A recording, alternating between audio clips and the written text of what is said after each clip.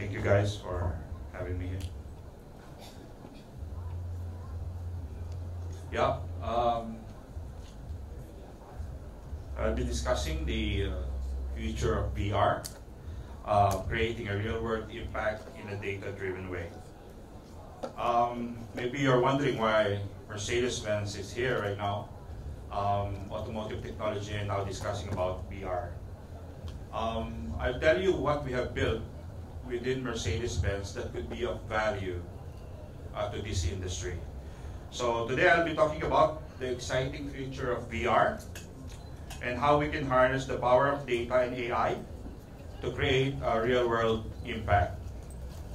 So with that, without further ado, let's begin. Okay, so sorry, I have very bad eyes. Okay, so data and AI are the two critical factors to drive innovation in the industry, or any industry, not only in VR industry, not only in healthcare, but in any industry. Yes or yes? Yes, right? Yes. Yeah. Because data is also, because of that, data is also the critical factor for VR in that matter. But to harness its full potential, data has to be shared. It has to be shared by any organization, by many organizations, for each industry to thrive in their innovation or in their AI. And there is a challenge, but the challenge is, as mentioned there, the challenge is how to share data safely and securely while keeping control over data. So this is something that we have talked about in Mercedes-Benz for the last 3 years. And we are building a platform to ensure that these challenges are addressed. But what are these challenges specifically? So the hurdles that prevent organization to share data are those you can see in the screen: the data in silos, data privacy and control, and limited interoperability. And this is for all the industries, not only for VR, not only for healthcare, not only for other industries. It's for all industries, basically. Data in silos, what does it mean? So whenever you have data, right, maybe there's a data in your organization or in your department, those data are only good for its primary use because it's not being shared. It is only there sitting in their blob storages of each department, but it's never been shared. So data that are undiscoverable cannot get the secondary value of it. So data that are in silos must be shared. Number two is the data privacy and control. Some data are confidential. There are data with private information, like in automotive we have data with vehicle information, right, which is tagged to a person who owns the vehicle. So those data has to be protected. Like when we talk about cross-border data exchanges, it means that you have to move the data from one jurisdiction to another, but there are regulations on that. Like in Singapore, we have Personal Data Protection Act. In Europe, we have GDPR, which you cannot move the data from one jurisdiction to another. And lastly is the limited interoperability. So it means that if you want to share data, you cannot just share it, but you have to work on your infrastructure to be able to, integrate a data platform to your environment. And with that, those challenges basically, we talked about in Mercedes-Benz 3 years back, and we work on building how to resolve these issues. And these issues, as I mentioned, is part of the issues that is being faced also in this industry for data sharing. Because in VR, you need data. And in innovation, you need data. In doing AI, you need also data.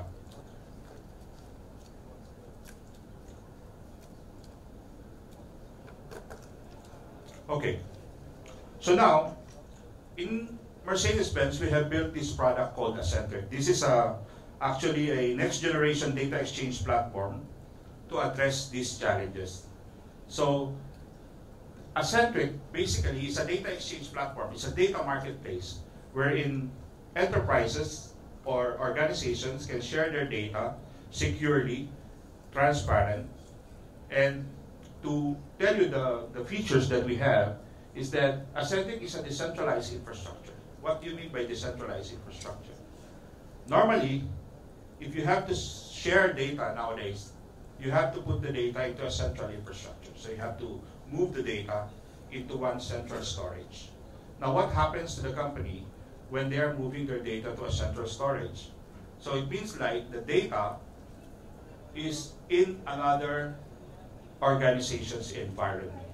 I will not tell any company name, but there are companies who has this data sharing, but you have to put your data into the central location. So the data owners will lose control over their data. So what will happen if it's a healthcare data, right? Let's say, for example, it's a healthcare data, it's patient data, that will be put into a central repository. So the owner of those patient data basically loses control of their data. And this is not good because there are data regulations that, regulates these kinds of data with personal identifiable information. So we built Accentric as decentralized infrastructure, wherein Accentric will just connect to the data and will not ask the data to be uploaded into central infrastructure that Mercedes-Benz has. We have a central infrastructure, but we don't use it for this purpose.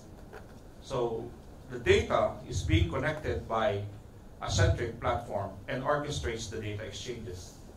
Number two, we have privacy preservation computation or privacy preserving compute at source.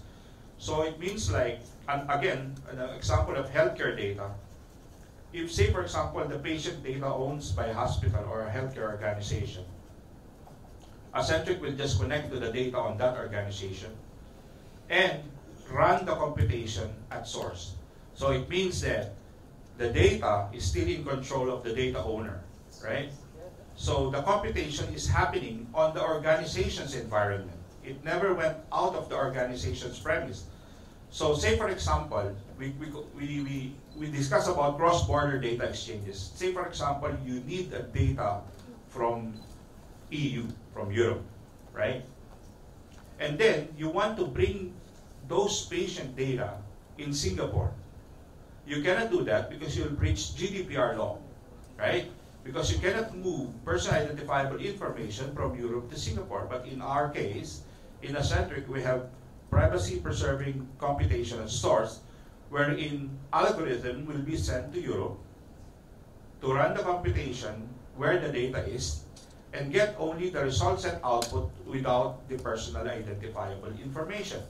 So you are adhering the GDPR regulatory and your compliance with the GDPR regulations. Number three is the fine-grained permissions. So if, again, a healthcare example, if there again they have a healthcare data, but they do not want other organizations to have access to their data, they can do so in our platform. They can select which company, which country can only access the data on the data asset, up to the data asset level. So, in this case, right, the data is protected and the data is always in control of the data owner. So, our platform, Accentric, built by Mercedes-Benz, does not hold the data, does not store the data, nor access the data. So, in this manner, organizations will be enticed to share their data because it's secure and transparent. Okay, maybe you're wondering, what is the use case? How can we use this, right? So, looking into this use case, this is an enhancing driver training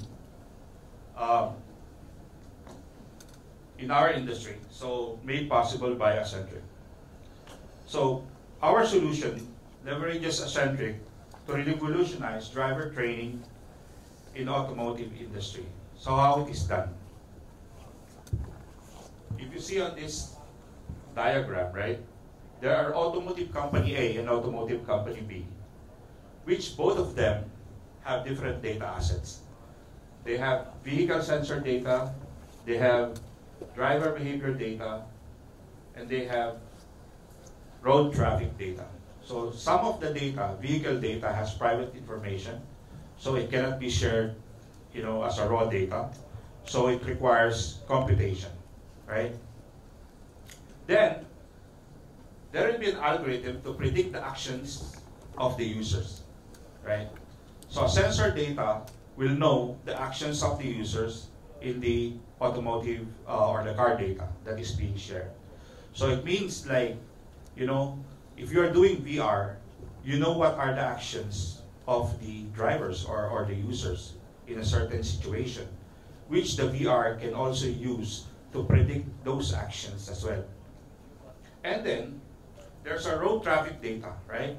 So imagine you have a real world data that is being used for VR, which coming from other car sensors, or even in the government, say for example, roadworks, right? So you have a real data and you're running your VR through the use of real data, right? And that is only possible if organizations are sharing data in a platform like Accentric. So speaking of VR training, I don't know if you if you watch this one movie which I've seen in Netflix. This is where they are using the gamers who's driving a race car to race in the real world. Imagine if that is in VR technology, right? Just imagine. What do they have in that movie that they didn't tell us, or at the background of it, they didn't tell us that they use a lot of data, basically. So they use road data for the racetrack data. They use car manufacturers' data. They even use tires data on that. But how they collect all data to produce that, simulations in that particular gaming movie, or if that is in case, if that's a true story, I believe. I forgot the title. I think it's Gran Turismo. Am I correct? If you watch that Gran Turismo movie, they put a lot of data in use to be able to simulate the real world scenario so that the drivers can compete into the real worlds from the gaming, right? So, with that, you can think about the VR and the AI innovation in VR to require a lot of data. And to be able to do that, there should be a platform like our platform, Accentric, to be used in this industry or many other industries that requires VR technology, including healthcare, automotive. Automotive requires it on the advanced driver assistance system. It uses VR, and it should use a lot of data as well, and it should be in a platform like Accentric to be able to share and exchange data assets.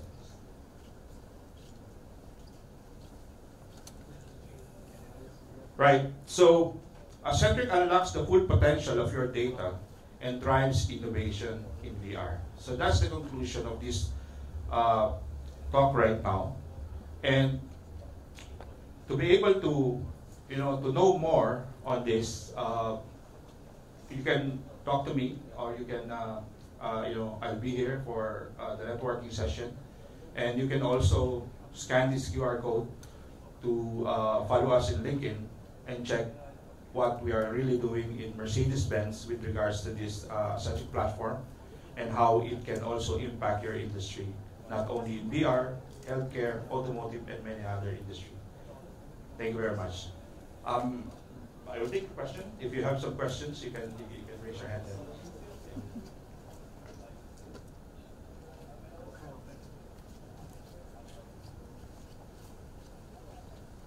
Come on, ask question. this recorded?